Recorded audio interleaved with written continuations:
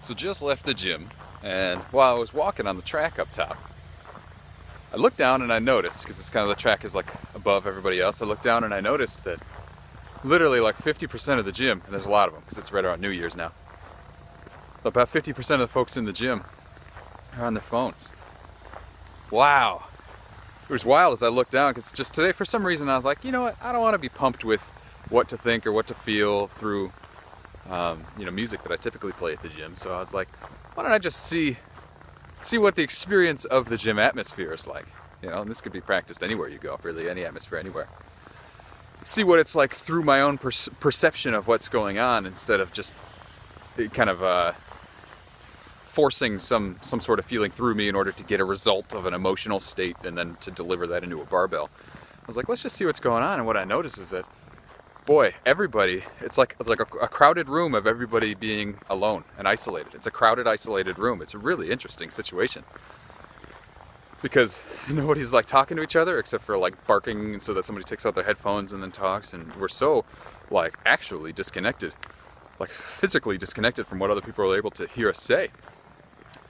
Really interesting situation. And I realized that it kind of created this impulsive reaction, that when somebody finishes a set or finishes an exercise, they'd go right back to their phone instead of feeling the miracle of the lifeblood that's now pumping through them at a larger rate. And I mean, I do this all the time because I've got my the records of what I've done in the past and everything like that, my personal maxes and all those things, and it's fun to change that stuff around.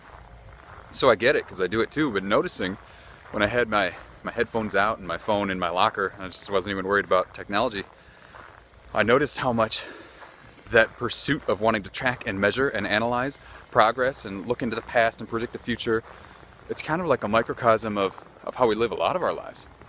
That even the very human pursuit of exercise and pumping your blood, look at what our mind has done. Our mind has grabbed it and turned it into this thing where we have to win it. And goals are important, if you want to get somewhere. I don't know, but what's the point of getting there if you're not enjoying the process, and if along the way you've trained yourself not to enjoy the process? So if every set you're not feeling this rhythmic lifeblood of glory, this glorious feeling that now you have because you've taught your heart to pump more, but instead you're just feeling this like analysis perspective of just analyzing what you just did and where you're headed and whether or not it's good enough, and then you look around and of course you're in this analysis mode, and so naturally you say like, oh, from a male perspective, am I strong as him? How does he look? Or, I'm sure women have a lot of the same experience in gyms, especially in different parts of the country. And it's really kind of sad, actually, to see how much we've taken this perspective of I have to win and I have to progress in order to get somewhere and do something outside of career. And it's just everywhere. It's all over the place. Like, I have to win my career so that someday I can make it, and someday I can have the job and retire and look like I'm a success in the gym. I have to work out so that I can look this way because the supermarket tabloid or paparazzi said so, or whatever. A relationship, you compare it to other people's relationships all over social media and say, am I loving my wife the way that looks successful? Or is my family perfect enough? And it's all bullshit.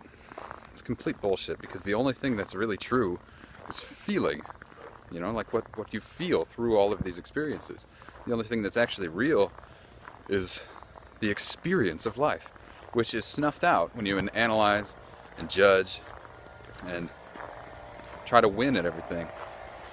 And so, this isn't meant to lambast you in any way. I just kind of wanted to point that out, something I noticed today. Something that is kind of ironic, right? Because the only way I can deliver it to you is through a phone.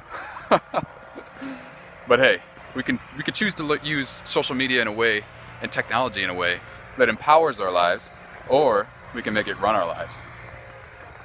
So, see how that little shift happens for you. Next time you go to the gym, maybe try no headphone. Just experience the beautiful lifeblood and the rhythm of your experience of life coming through you as your human body becomes stronger and more vibrant and breathes deeply, and realize that feeling is actually why you're in the gym in the first place. Typically in the first place, we go to the gym so that one day we can have this beautiful body, so then you can feel good about yourself. But you're missing feeling all along the way, and realize that feeling good about yourself is just that, feeling good. So really try that feeling, my friend. If this is valuable to you, subscribe, because there's a lot more coming. Take care.